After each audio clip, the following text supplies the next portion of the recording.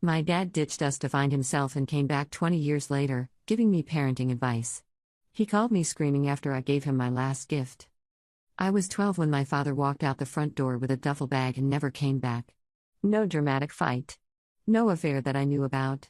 Just a Tuesday morning when he kissed my forehead, told me he loved me, and left for what I thought was work. Mom found the note that evening, tucked under the coffee maker. I need to discover who I am outside of this life. I'm sorry. 23 words to explain abandoning a wife and daughter. The first few months, I kept expecting him to return. Every car door that slammed outside made my heart jump. Every phone call could be him, realizing he'd made a terrible mistake. Mom stopped crying in the bathroom after about 6 weeks, but I could see how she'd aged in the mirror's reflection when she thought I wasn't looking. New lines around her eyes. Graying roots she no longer bothered to cover. We struggled. Dad had been the primary earner, working as a regional sales manager for a pharmaceutical company. Mom picked up extra shifts at the medical clinic where she worked as a receptionist. I started babysitting at 13, lying about my age to get more jobs. Our house, which had always felt warm and full, became a place where we were too tired to do much besides exist. The divorce papers came 8 months later. Mom signed them without contest. She didn't have the money to fight, and honestly, what was there to fight for? He'd made his choice clear. The settlement was bare minimum. He'd keep his retirement accounts, she'd keep the house with its mortgage we could barely afford. Child support was set by the court, and for the first year, the checks arrived on time. Then they started coming late. Then they stopped altogether. Mom took him back to court when I was 14. He'd moved to Colorado, started a new life as a hiking guide and wilderness instructor. The judge wasn't sympathetic to his journey of self-discovery and ordered wage garnishment. We got irregular payments after that, never quite enough, never on time. I learned to be resourceful. Thrift stores became my shopping centers. I got good at altering clothes to fit, making old things look intentional and stylish. While my classmates complained about not getting the latest iPhone, I was calculating whether we could afford both my school trip and Mom's car insurance that month. We couldn't. I told my teacher I was sick the day of the trip. High school became my escape.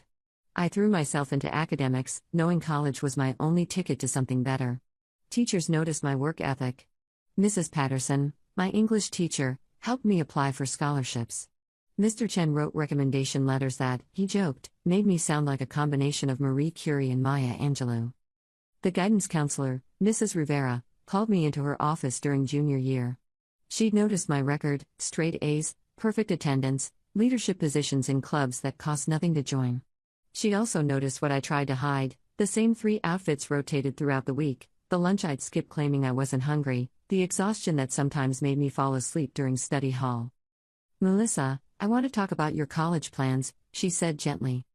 I'm applying for scholarships. I have a list. That's good. That's smart. But I need you to understand something. She leaned forward, her expression serious. You're carrying weight that isn't yours to carry. Your father's choices, your family's financial struggles, those aren't reflections of your worth or your potential. Something about her directness cracked something in me. I'd spent years pretending everything was fine, that I was coping, that I didn't resent every sacrifice while my father was presumably living his best life in Colorado. It doesn't matter, I said, my voice tight. I can't change what happened. I can only control what I do next. That's true. But holding on to anger while pretending you're not angry? That'll eat you alive. You're allowed to be furious. You're allowed to grieve what you lost. I didn't cry in her office. I trained myself not to cry where people could see. But her words stayed with me, lodging somewhere deep. She was giving me permission to feel something I'd suppressed for years, not just sadness, but rage. White hot, justified rage at a father who'd chosen himself over everything. That night, I wrote him a letter I never sent. Pages and pages of everything I'd never said. How I'd watched Mom's hands shake when she opened bills. How I'd lied to friends about why I couldn't go to the movies or out for pizza. How I'd missed my 8th grade dance because we couldn't afford the dress and the tickets both, so I chose neither and told everyone I thought dances were stupid anyway. How I'd learned to make my anger small and quiet because Mom was already drowning, and I couldn't add to her burden by falling apart too. I wrote until my hand cramped. Then I burned the letter in our fireplace, watching my words turn to ash. It didn't fix anything, but it acknowledged something. The grief was real. The anger was real. And someday, somehow, I'd find a way to let both go without letting him off the hook. I got into State University with a full academic scholarship. Mom cried when the letter came, not sad tears this time, but something else. Relief, maybe. Pride. Proof that we'd survived despite everything. Dad never called on my birthday. Never sent a graduation card. Radio silence for 6 years straight. College was hard in different ways. I worked 2 part-time jobs while maintaining my grades, sending money home when I could. Mom never asked, but I knew the mortgage was always 2 months from default. I met Daniel junior year, kind, stable, studying engineering. Everything my father wasn't. We married 2 years after graduation. Small ceremony, just Mom and a handful of friends. I didn't even consider inviting my father. He was a ghost we'd finally stopped being haunted by. Daniel got a job at a manufacturing firm. I started as a financial analyst at a mid-sized consulting company. We bought a modest house 40 minutes from where I grew up. Life was simple, predictable, safe. Exactly what I needed. Our daughter Emma was born 3 years into our marriage. The moment they placed her in my arms, still screaming and red-faced, I understood love in a way I never had before. This fierce, consuming protectiveness. I would walk through fire for this tiny human. The thought of leaving her was so foreign, so incomprehensible, that it physically hurt to imagine. That's when the anger toward my father truly crystallized. Not the confused hurt of a 12-year-old. Not the bitter resignation of a struggling teenager. But cold, clear fury that this man could walk away from his child. That he could choose himself over me, over us, so easily. Emma was 2 when my phone rang with an unknown Colorado number. I almost didn't answer. Something made me pick up. "Melissa? It's your dad." His voice sounded older, rougher. I stood in my kitchen, frozen, my daughter playing with blocks at my feet. "I know this is out of the blue," he continued when I didn't respond. "I've been doing a lot of work on myself. Therapy, actually. My counselor suggested I might have been dealing with undiagnosed depression back then. I'm in a better place now, and I want to reconnect. Make amends. Make amends." Like he'd forgotten to return a borrowed book. "You left," I said flatly. "You abandoned us? For 20 years, you've been silent. I know, and I can't change that. But I'm ready now to be part of your life. I heard through your Aunt Linda that you have a daughter. I'd love to meet my granddaughter." Aunt Linda. His sister, who I'd seen maybe twice since he left. She must have found me on social media. "No. Melissa, please. I've changed. People make mistakes. Mistakes are forgetting to pick up milk. You made a choice. Every single day for 20 years, you chose not to call. Not to write. Not to show up. I was lost back then. I didn't know how to be a father, a husband. The pressure was crushing me. Mom was working 60-hour weeks trying to keep us fed. I was babysitting at 13. Where was our option to walk away from pressure?" He was quiet for a moment. "You have every right to be angry. I don't need your permission to feel my feelings. Can we at least talk? Coffee somewhere? I'm actually going to be in town next month for a conference." I should have said no. Should have hung up. But some sick curiosity made me agree. Maybe I needed to see him, to confirm that the father I'd mourned didn't exist anymore. That this stranger on the phone was all that remained. We met at a cafe downtown. I arrived early, watching the door. When he walked in, I barely recognized him. His hair had gone silver. He was thinner, tanned, wearing expensive outdoor gear brands. He looked healthy. Happy. Like abandoning us had been the best decision he'd ever made. The sight of him stirred something visceral. This was the man who'd tucked me in at night when I was small, who'd taught me to ride a bike, who'd made pancakes shaped like animals on Sunday mornings. This was also the man who'd walked away from all of that like it meant nothing. "Melissa." He smiled, reaching for a hug. I stepped back, gesturing to the table instead. The smile faltered. A flash of something crossed his face, annoyance, maybe, that I wasn't playing the role he'd imagined. The prodigal father returns, the grateful daughter embraces him, everyone cries and heals. That's the story he wanted. His smile faltered, but he said, "You look wonderful. You really do. You look like your mother." "How would you know? You haven't seen either of us in 2 decades. "I deserve that." He ordered coffee when the waiter came by. Made small talk. About the weather, the traffic. Like we were acquaintances, not father and daughter. I watched him perform normalcy. He'd always been good at that, smooth talking, charming when he wanted to be. It's probably how he built his business, convinced clients to trust him with their lives in the wilderness. Why are you really here? I finally asked. He leaned back, considering. I've built a good life in Colorado. I have a partner now, Rachel. She's wonderful. We're not married, but we've been together 5 years. She's encouraged me to confront my past, to heal old wounds. Your wounds? You left. We were the ones wounded. Something flickered in his eyes. Defensiveness, I realized. He didn't like being challenged. I know you went through a lot. Your mother too. But I was suffering in ways I couldn't articulate. The expectations of providing, of being this traditional father and husband, it was suffocating me. I needed to figure out who I was. And did you? Figure it out? Yes, he said it with such confidence. Such peace. I'm finally happy. I lead wilderness expeditions, I teach survival skills. I'm good at it. It's fulfilling in ways that corporate job never was. There it was. The subtext beneath every word, I'm better now. I'm happier. Leaving was the right choice for me. Not once did he acknowledge what it cost us. Not really. The words were there, I know you went through a lot, but they were hollow. Obligatory. He was checking boxes, following some script his therapist or Rachel had given him about making amends. Good for you. Mom's still working 50 hours a week at 63 because her retirement got derailed supporting us alone. But I'm glad you found fulfillment. He flinched. I know I can't make up for the financial hardship. This isn't about money. You missed everything. School plays, graduations, my wedding. You have a granddaughter you've never met. You chose not to be there. I'd like to change that now. Start fresh. Emma, that's her name, right? I'd really like to meet her. The presumption of it. The audacity. That's not happening. Melissa, you don't get to walk back into our lives because you're finally ready. Because your therapist and your partner think it's time you deal with your mistakes. We built a life without you. A good life. We don't need you now. His jaw tightened. I'm still her grandfather. Biologically, maybe. But you've earned nothing. You've been absent.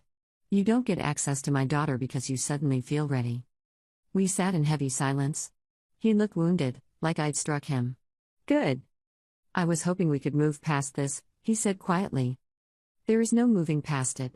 There's just what happened, and what you decided was more important than us. I left money on the table for my untouched coffee and walked out. He called 3 times that week. I didn't answer.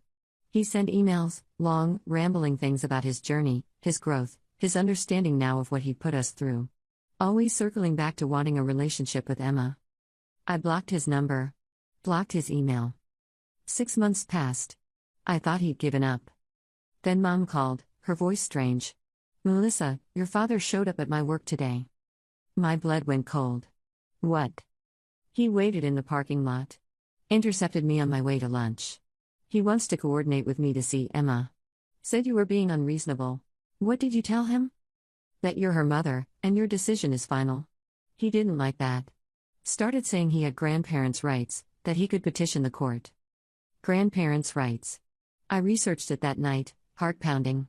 In our state, grandparents could petition for visitation in limited circumstances, especially if they'd had an existing relationship with a child that was suddenly severed. But Emma had never met him. He'd never been in her life. Any judge would laugh him out of court. But the threat was there. The implied use of the legal system to force his way into our lives. He didn't file anything. Instead, Aunt Linda started calling. Texting. Asking why I was keeping Emma from her grandfather. Saying he changed, that family should forgive. That I was being cruel. I blocked her too. Months turned into a year. Emma turned 3, then 4. Daniel got promoted. I moved up at my firm. Mom finally retired with a modest pension. Life continued, good and full, without my father in it. Then Emma started kindergarten, and everything changed. I was picking her up one afternoon when I saw him. Standing across the street from the school, watching the children pour out. Watching for Emma? My vision went red. I hurried Emma to the car, buckled her in with shaking hands. Mommy, you're hurting my arm. Sorry, baby. I forced myself to loosen my grip, to breathe. I drove straight to the police station. Filed a report. The officer was sympathetic but realistic. He hadn't approached Emma. Hadn't trespassed on school property. Standing on a public sidewalk wasn't illegal, even if his intent was clear. Document everything, the officer advised. Times, dates, locations. If he escalates, we can pursue a restraining order. I called the school, explained the situation. They flagged his name in their system, added his photo to their do not allow list. But they gently reminded me that they couldn't control who stood on public property outside school grounds. He appeared twice more that week. Never approaching, just watching. A presence. Daniel wanted to confront him. I stopped him. That's what my father wanted, a reaction, an escalation, some justification for his narrative that I was the unreasonable one keeping his family apart. Instead, I called the family lawyer. The consultation wasn't cheap, but I needed to know our legal standing. The good news is, he has virtually no case for grandparents' rights given the circumstances, the attorney explained. No existing relationship, lengthy abandonment, documented lack of support. Any petition would be dismissed. And the showing up at her school? Documented thoroughly. If it continues, we can pursue harassment charges and a restraining order. But I'll be honest, it's a slow process, and judges are hesitant to restrict someone from public spaces without clear threats. I left feeling both relieved and frustrated. Protected by law, but vulnerable in practice. That weekend, my father sent a Facebook message. I blocked him everywhere else, but somehow he found me there too. Melissa, I just want to talk. I miss you. I want to know my granddaughter. Please don't shut me out. I'm staying at the Fairfield Inn downtown if you'd like to meet. Room 237. The specificity of it bothered me. Like he wanted me to know exactly where to find him. Like he was extending some magnanimous invitation. I screenshotted it, added it to my documentation folder. Monday morning, I dropped Emma at school and drove to my office. My boss, Jennifer, noticed my distraction immediately. Everything okay? I kept my personal life private at work, but Jennifer and I had developed a genuine friendship over the years. I found myself telling her everything. She listened, her expression darkening. My sister went through something similar with her ex. Different circumstances, but the same stalking behavior. She had to build an ironclad paper trail before the courts would act. That's what everyone keeps saying. Document everything. But meanwhile, he's showing up at my daughter's school. There might be another approach. Jennifer leaned forward. What does he care about most? Himself. His image. Being seen as this enlightened person who's grown and changed. Then maybe the solution isn't legal. Maybe it's social. An idea began forming. Ugly, manipulative, but potentially effective. I'm listening. He's trying to control the narrative, right? Poor dad who made mistakes, trying to reconnect with his ungrateful daughter. What if you changed the narrative? How? You're in finance. You know how to research. Dig into his life. Find the truth behind his carefully constructed image. Then let the right people know who he really is. It felt petty. Vindictive. Exactly the kind of revenge I'd never imagined pursuing. It also felt necessary. That night, after Emma was asleep, I opened my laptop. Started with the basics, social media profiles, public records, anything available online. My father's online presence was carefully curated. Photos of mountain peaks and wilderness adventures. Inspirational quotes about finding yourself and living authentically. His business website for Summit Journeys, the expedition company he'd apparently founded, featured testimonials from satisfied clients about his wisdom and guidance. The whole thing felt like a performance. A carefully constructed narrative of a man who'd found his truth, who'd shed the constraints of conventional life for something more authentic. It made me wonder how many other things he'd narrativized, spun into stories where he was the hero. I dug deeper. Business licenses, filed with the state. Tax liens, 3 of them, all paid off but concerning. A civil suit from 7 years ago, settled out of court. The plaintiff's name was familiar, Rachel Morrison. Rachel. His partner. I found her social media next. Lots of hiking photos, many featuring my father. But scrolling back, I found older posts. From 8 years ago, when she was apparently married to someone else. Posts about her husband, her life in Denver. The timeline bothered me. When exactly had my father gotten together with Rachel? I spent 3 hours that night piecing it together through social media archaeology and public records. Rachel's divorce had been filed 7.5 years ago. My father had moved to Colorado 9 years ago. The math suggested overlap. The kind of overlap that explained a civil lawsuit from a wronged spouse. So my father hadn't just abandoned us to find himself. He'd likely done it for someone else. Then that relationship had apparently imploded, and he'd eventually ended up with a woman whose marriage he'd helped destroy. The irony wasn't lost on me. But that wasn't enough. Lots of relationships started messily. That alone wouldn't deter him. I needed more. The next day, I called in sick to work and drove to the public library.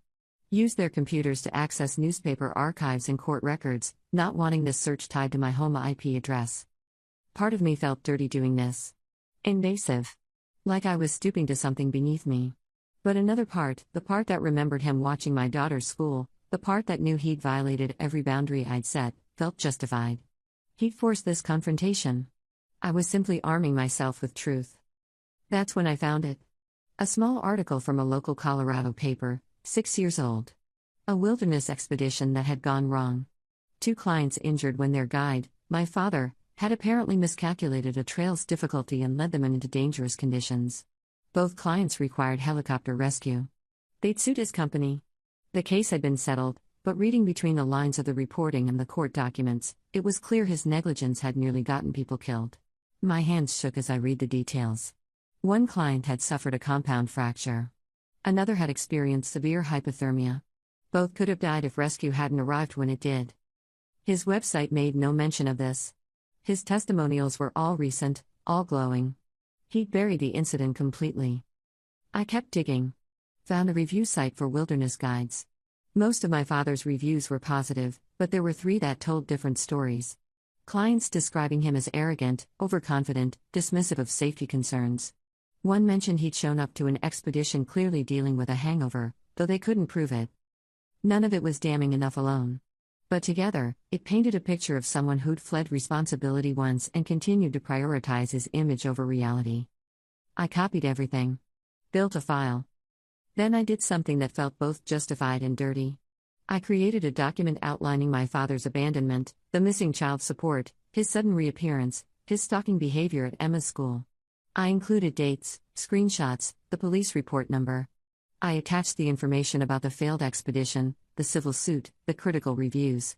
I titled it, The Truth About Richard Morrison, Before You Trust Him with Your Life or Your Family. Then I sat back and stared at what I'd created. This was power. Information he'd worked hard to bury, now compiled and ready to deploy. One click, and I could unravel the life he'd built while we'd struggled. The question was whether I should. Daniel found me at the kitchen table at midnight, still staring at my screen. "Can't sleep?" he asked, pouring himself water. I found things. About my dad. His business, his past. Things he's hidden. Daniel sat down across from me, reading over my shoulder. His expression darkened as he scrolled. People got hurt because of his negligence. Yes. And he's buried it. Rewritten his history. Yes. What are you going to do? That was the question. I'd built this weapon, but using it felt like crossing a line. Even if everything in it was true, even if it was information the public deserved, there was something calculating about it. Strategic. Cold. I don't know. Part of me wants to destroy him the way he destroyed us. Part of me thinks I'm better than that. Are those mutually exclusive? Daniel asked quietly. What do you mean? Wanting him to face consequences doesn't make you vindictive. It makes you human. He hurt you. He's threatening Emma. And based on this, he's potentially putting other people at risk. Sometimes protecting people looks like exposing truth.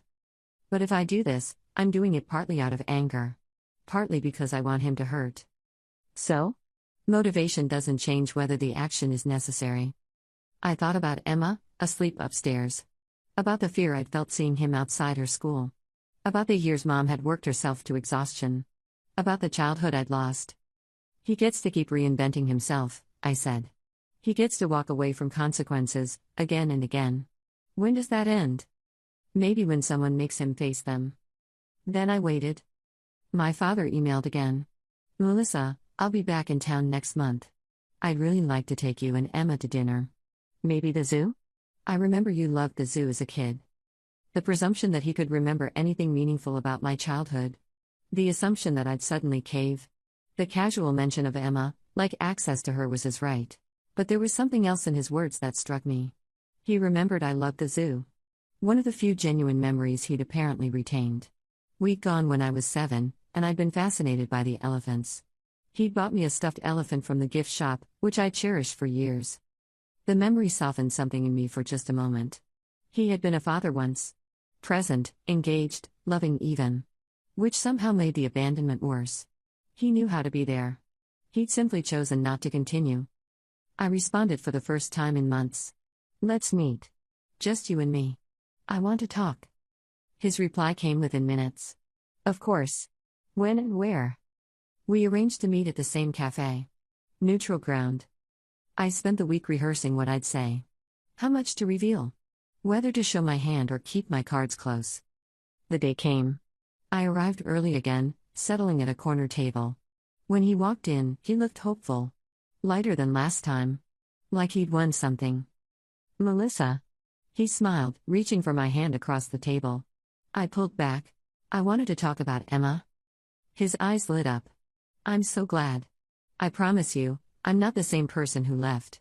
I've worked hard, I know you have. I kept my voice even. I've been doing some research. Summit Journeys looks successful. Impressive website. He preened slightly. Thank you. It's been a labor of love. Really finding my purpose. I read about the incident 6 years ago. The clients who got hurt. His expression shuddered. That was an unfortunate accident. The weather turned unexpectedly. The court documents suggest your planning was inadequate. That you'd ignored warning signs. It was settled. Both parties were compensated. These things happen in outdoor recreation. Do they happen often to guides who take their responsibilities seriously? He leaned back, defensive now. Why are you bringing this up? Because you want access to my daughter. I need to know who you really are. Not the curated version you present online. I made a mistake. One mistake in hundreds of successful expeditions. That's the reality of the wilderness. You've made a lot of mistakes. Leaving your family. Skipping child support. Showing up uninvited at Emma's school. I haven't approached her. You've terrified me. Do you understand that? The fear of looking up and seeing you there, watching my daughter? I just wanted to see her. To know what she looks like. You've cut me off completely. Because you lost the right to be in our lives. We stared at each other across the table. His jaw worked like he was chewing words he wanted to spit out. What do you want, Melissa? Why did you agree to meet if not to work toward reconciliation? I want you to leave us alone. Permanently. That's not fair. I'm her grandfather. You're a stranger who shares some DNA. That's all. His hands clenched into fists on the table.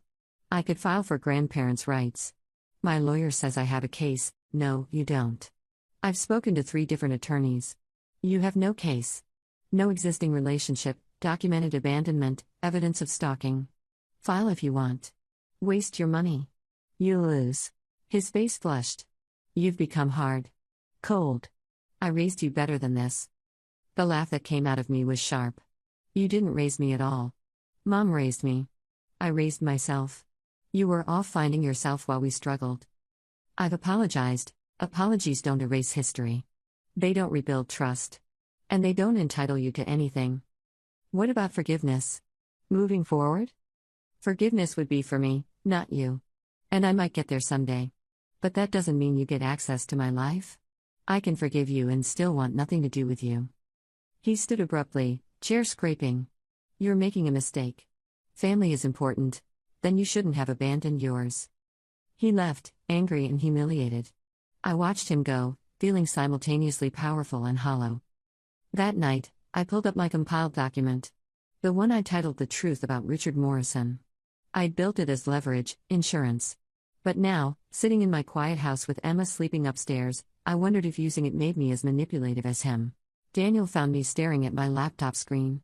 Everything okay? I met with him today. It didn't go well. He sat beside me, reading over my shoulder. You made this? I thought I might need it. To protect us. Are you going to use it? I don't know. It feels vindictive. It feels protective, he countered. He's been harassing us for months. If this makes him back off. What if it just makes things worse? Daniel was quiet for a moment.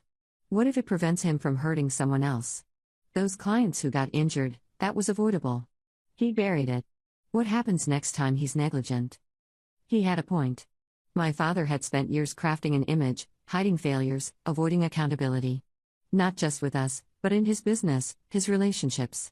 The truth of who he was stayed hidden while he sold a fantasy to clients who trusted him with their safety. I thought about those reviews. The clients who'd felt dismissed, ignored. The pattern of behavior that suggested someone who'd learned nothing from his past. The next morning, I made my decision. I started by sending the document to the local Colorado hiking and climbing forums where my father's company was often discussed. Posted it anonymously, with detailed sources for every claim. Let the community who trusted him with their lives see the full picture. Then I found the email addresses for 3 journalists who covered outdoor recreation and safety in Colorado. Sent them the file with a brief note about public interest and consumer protection. Finally, I posted it to several review sites where Summit Journeys was listed. Then I waited. The response was faster than I'd expected. Within 2 days, a reporter from a Colorado outdoor magazine contacted me, wanting to interview me about my father's business practices. I declined. This wasn't about me getting attention, but pointed them toward the court records and former clients. Posts started appearing on forums. People who'd had concerning experiences with my father's company but had hesitated to speak up. A pattern emerging of someone who talked a good game about safety and responsibility but cut corners when convenient. A week later, the magazine published a piece titled When Wilderness Guides Fail, The Importance of Vetting Your Expedition Leader. My father's company was featured prominently, along with interviews from the clients injured 6 years ago who'd been emboldened to speak publicly after all this time. His business ratings plummeted. His carefully curated image cracked. I got an email from him 4 days after the article published. I know you did this. You've destroyed my livelihood, my reputation. After everything I've tried to do to make amends, this is how you repay me? You're vindictive and cruel. I'm done trying to have a relationship with you. You've shown your true colors. I read it 3 times, looking for the hurt I'd expected to feel. The guilt. Instead, I felt relief. He'd given me exactly what I wanted, his promise to leave us alone. And he'd confirmed, one final time, that he would never take responsibility for his actions. It was always someone else's fault. Always the world that was unfair to him. I saved the email. Added it to my documentation folder. Just in case. Update 1, 3 months later. I wasn't going to post an update, but several people messaged asking what happened after that last email, so here goes. For about 6 weeks after my father sent that angry email, things were quiet. No calls, no sightings, no messages through relatives. I began to relax, believing he'd actually meant his promise to be done with me. Then Emma's school called. My father had attempted to sign her out of school, claiming he was her grandfather and had given him permission. The front office, following the protocols we'd established, refused and called both me and the police immediately. I left work, hands shaking so badly I could barely drive. By the time I got to the school, 2 police officers were interviewing my father in the parking lot. Emma was safe inside with the principal, completely unaware of what had happened. The officers took my statement. I provided the entire documentation folder I'd been building, the emails, the sightings, the previous police report, his threatening message after the article came out. They arrested him for attempted custodial interference. He was released the same day, but the judge granted an emergency restraining order. My father was prohibited from coming within 500 feet of Emma, me, our home, and the school. His lawyer tried to paint it as a misunderstanding. My father claimed he genuinely believed I'd changed my mind after thinking about it, that we'd had a good conversation at our last meeting where I'd seemed open to reconciliation. Our lawyers presented the documented evidence showing I'd explicitly and repeatedly refused contact. The text messages, emails, and witnesses at our coffee shop meeting where I clearly told him to leave us alone. The restraining order was made permanent. 1 year, renewable. But the real consequence came from somewhere I didn't expect. Rachel left him. I learned this through Aunt Linda, who apparently had her own awakening after the school incident. She called me, apologizing for pushing the reconciliation narrative without understanding the full situation. I spoke to Rachel, Linda told me. She had no idea about most of this. Richard told her you were being unreasonable, keeping his granddaughter from him out of spite. When she saw the police reports, the pattern of behavior, she said it reminded her of how things were when they first got together. How he blamed his ex-wife for everything, made himself the victim. According to Linda, Rachel had started looking more carefully at her own relationship. The way my father would rewrite events to make himself look better. The way he'd hidden the real reasons his business was struggling, always blaming unfair reviews or competitors sabotaging him. She'd left 3 weeks after the school incident. Cleaned out her things while he was on an expedition and filed for a formal separation from their domestic partnership. My father tried calling me once after that, from a new number I didn't recognize. I made the mistake of answering. "This is all your fault." His voice was ragged, desperate. "Rachel left me. My business is destroyed. I've lost everything. You did this to yourself." I tried to make amends. I tried to be part of your life, part of Emma's life. You turned it into this. This campaign against me. You showed up at her school and tried to take her. After being told no repeatedly. After being explicitly denied access. What did you think would happen? I'm her grandfather. I have rights, you have nothing. You gave up your rights when you walked away. And you lost any chance at earning them back when you started stalking my family. I want to know my granddaughter. Is that so wrong? Yes. Because it's not about Emma. It's about you. Your needs, your wants, your image. You wanted to be seen as the redeemed father, the doting grandfather. You wanted that story without doing any of the work. Without earning back trust. Without respecting our boundaries. You've poisoned her against me. Emma doesn't even know who you are. She doesn't need to. She has people in her life who show up, who've been there since birth, who love her consistently. That's not you. He was crying now. I have nothing left. No family, no business, no partner. You've taken everything. I didn't take anything. I protected my daughter and revealed the truth about who you are. The consequences are yours to own. I don't know how to come back from this. For just a moment, I felt a flicker of something. Not sympathy, but recognition of human pain. Even deserved pain is still pain. I can't help you with that. That's between you and whatever therapist you hopefully still have. But I can tell you this, if you want any chance at redemption, real redemption, it starts with leaving us alone. Completely. Stop trying to force a relationship that isn't wanted. Stop making yourself the victim. Accept what you did and who you've been. And then what? I just give up? On us? Yes. Permanently. We're not your path to redemption. Find that somewhere else, with people who choose to be in your life. He was quiet for a long moment. I thought I could fix this. Some things can't be fixed. Only accepted. I hung up. Blocked the new number. That was 2 months ago. I haven't heard from him since. Aunt Linda reports that he's left Colorado, moved somewhere in Montana. Started working for someone else's expedition company rather than running his own. She doesn't know much beyond that. I didn't ask for details. Emma is thriving. She loves kindergarten, has made several close friends. She asks occasionally about her other grandma and grandpa Daniel's parents, but has never once asked about other grandparents. She doesn't know what she's missing because she's never missed it. Mom has been over more often. She and Emma have developed a special bond, one that probably wouldn't have been as strong if my father had been in the picture, creating tension and demanding attention. I've thought a lot about whether I went too far. Whether exposing his business failures was justified or just cruel. Daniel thinks I protected not just our family but potentially other people. That guy business issue wasn't trivial, people were hurt because of his negligence. If my actions prevented future incidents, that matters. My therapist, yes, I started seeing one after all this, has helped me work through the complicated feelings. She pointed out that I didn't fabricate anything. I revealed truth that my father had actively hidden. The question isn't whether I was cruel, but whether the public had a right to that information. I think they did. I also think a small part of me wanted him to hurt the way we'd hurt. Wanted him to feel abandoned, to face consequences, to understand loss. That part of me isn't noble. I can acknowledge it without being proud of it. But mostly, I wanted my daughter safe. I wanted my family protected. I wanted him to stop. And he has.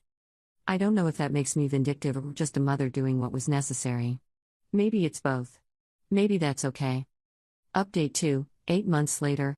I genuinely thought the last update would be the final word.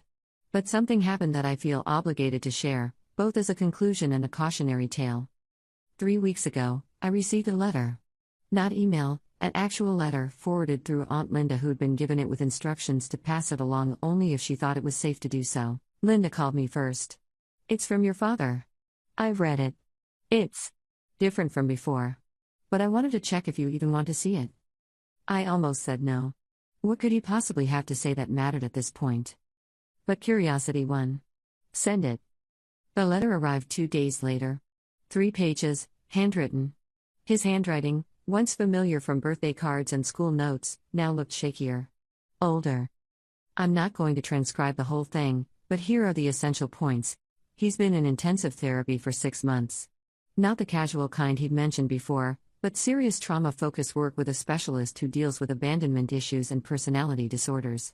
His therapist apparently helped him realize he'd been displaying narcissistic tendencies for most of his adult life. He wrote, "I spent decades believing my feelings were the most important thing in any room. That my pain, my needs, my journey mattered more than anyone else's. When I left, I genuinely believed I was suffocating and that my survival depended on escape. I never once considered that you and your mother were people with your own needs that superseded my discomfort." He acknowledged that his attempts to reconnect were about rehabilitating his self-image, not about genuinely knowing Emma or making amends. "I wanted to be seen as someone who could fix his mistakes. I wanted redemption without earning it. I wanted your forgiveness to absolve me without doing the work to deserve it." He apologized for the school incident specifically, calling it the most shameful thing I've ever done and acknowledging it was about control and entitlement, not love. Then came the part that surprised me. "I'm writing this letter not because I expect anything from you. I don't want to meet. I'm not asking for contact with Emma. I'm not asking for forgiveness. I'm writing because my therapist suggested I needed to tell you the truth without requiring anything in return. So here it is, you were right about everything. I was a terrible father. I abandoned you when you needed me most. I spent 20 years avoiding responsibility. When I finally tried to reconnect, I made it about me again. The consequences I've faced are entirely my own creation." He described the last 8 months. His business gone, relationship ended, pride shattered. Having to rebuild from nothing at 58 years old. Working for someone else, taking orders, being the lowest person on the totem pole. "I kept thinking I was the victim of unfair circumstances," he wrote. "But I created every circumstance I'm in. Every single one. And the hardest truth is that I deserve this position. I deserve to have lost my family. I deserve to be alone. Not as punishment, but as consequence. There's a difference." The letter ended simply, "You don't need to respond to this. You don't need to acknowledge it. I'm sending it because you deserve to know that you weren't wrong about me. You saw me clearly when I couldn't see myself. I hope you and Emma have a beautiful life. I hope you never think of me. Thank you for protecting your daughter from me. I couldn't protect you, but you protected her. That matters more than any apology I could ever offer." No return address. No phone number. No request for contact. I sat with that letter for 3 days before showing Daniel. The words haunted me in ways I hadn't expected. Not because they changed anything fundamental, but because they confirmed something I'd wondered about for years, whether he'd ever truly understood what he'd done. Whether the abandonment had been thoughtless cruelty or calculated selfishness or something else entirely. The letter suggested it had been all of those things and none of them. A man so trapped in his own narrative that he couldn't see past his own needs until reality finally forced his eyes open. I found myself rereading certain passages. I spent decades believing my feelings were the most important thing in any room. How many of my own decisions had been shaped by learning the opposite lesson? That my feelings were the least important, that survival meant making myself smaller, quieter, more convenient for others? His recognition came too late to matter for us, but it existed. That had to mean something, even if I didn't know what. "What do you want to do?" he asked after reading it. Nothing. Exactly what he asked for. Do you believe him? That he's changed?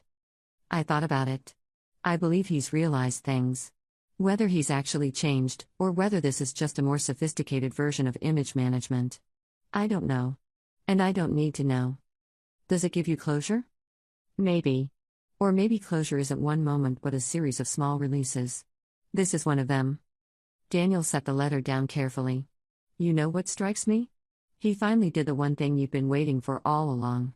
He took responsibility without asking for anything back. And even that doesn't change what you need to do. Which is, keep him away. Protect Emma. Live your life." It feels strange. Like I should feel more. Forgiveness or anger or something bigger than this weird neutral acceptance. Maybe that's healing. Not fireworks and revelations, just releasing the grip it had on you. I hadn't responded. I won't. Not because I'm punishing him, But because he's right, he doesn't deserve a place in our lives. Changed or not, aware or not, apologetic or not. Some bridges, once burned, shouldn't be rebuilt. But I will say this, reading his acknowledgement of responsibility did something. Not forgiveness exactly, but a softening. An exhale I didn't realize I'd been holding. The anger that had lived in my chest for decades, that had sharpened into determination and then weaponized into action, began to dissipate. Not disappear, I don't think that kind of foundational hurt ever fully vanishes, but transform into something more manageable. Less jagged. I thought about the girl who'd burned that unsent letter in the fireplace years ago. Who'd turned pain into fuel, who'd armored herself in competence and self-sufficiency. She'd needed that armor. But maybe, slowly, I could start taking pieces of it off. Maybe that's what my father's letter really gave me. Not absolution for him, but permission for myself. Permission to stop carrying the weight of his choices. To stop proving I was worthy of love by being perfect, endlessly capable, never needing anything from anyone. Emma is 6 now. First grade. Learning to read, obsessed with dinosaurs. She has a stable, loving world filled with people who chose to be in it. Daniel's parents come to her soccer games. Mom picks her up from school twice a week. Her teacher says she's empathetic and kind. Last week, Emma asked me, "Mama, how come some kids have lots of grandparents, and I only have 3?" It was the first time she'd really noticed the number discrepancy. "Well," I said carefully, "families come in all different shapes. Some people have many grandparents, some have a few.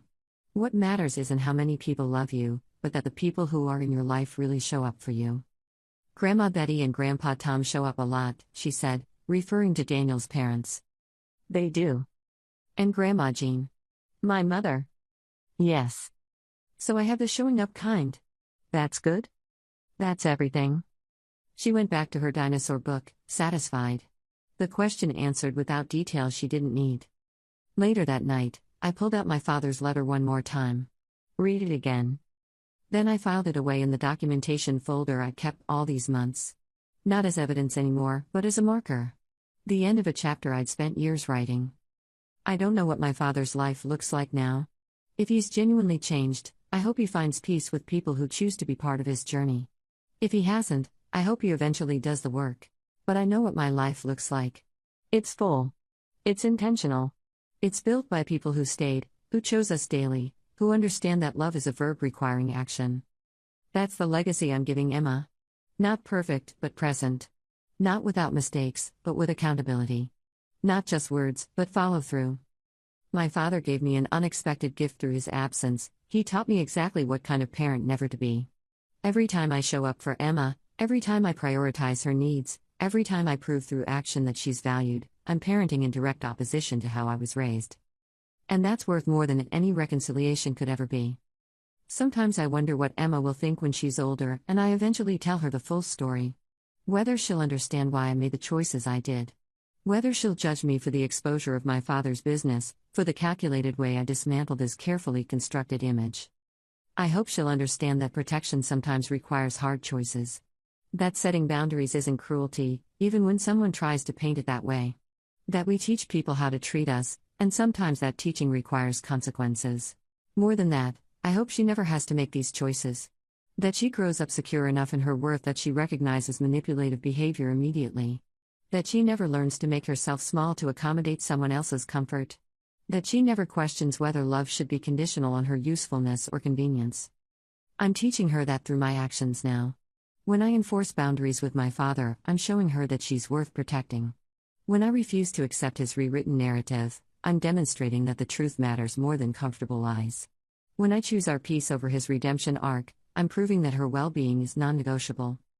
These aren't lessons I can lecture about. They're lessons I live, and maybe that's the real legacy of my father's abandonment. Not just the hurt he caused, but the clarity it gave me about what kind of parent I needed to be. The roadmap of what not to do, written in every absence, every broken promise, every moment he chose himself over us. I'm grateful for that clarity, even if I wish I'd learned it differently. Daniel found me crying last week for the first time in months. Not sad crying, but something else. Release, maybe. Recognition that the war was over, and we'd survived, and life was good despite everything. "You okay?" he asked, sitting beside me on the porch. "Yeah. I think I finally am." "Because of the letter?" Because of everything. The letter was just the last piece falling into place. Confirmation that I did the right thing. That protecting Emma was always the right choice, even when it felt harsh. That I don't owe my father access to our lives just because he's finally ready to acknowledge his failures. You've been carrying this for a long time. Since I was 12. But I think I can put it down now. Not forget, I'll never forget, but stop letting it define every choice I make. We sat in comfortable silence, watching Emma play in the yard with a neighbor's dog. Her laughter carried across the grass, pure and uncomplicated. She's happy, Daniel said. She is.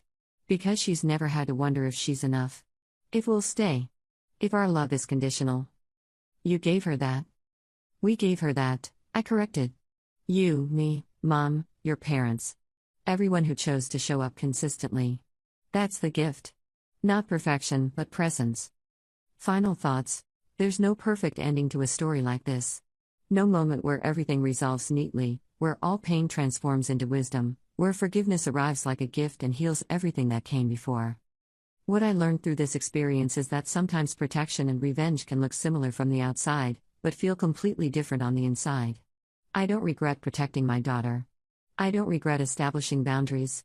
I occasionally wonder about the public exposure of my father's business, whether that crossed a line, but even that, I believe, served a purpose beyond my personal vendetta.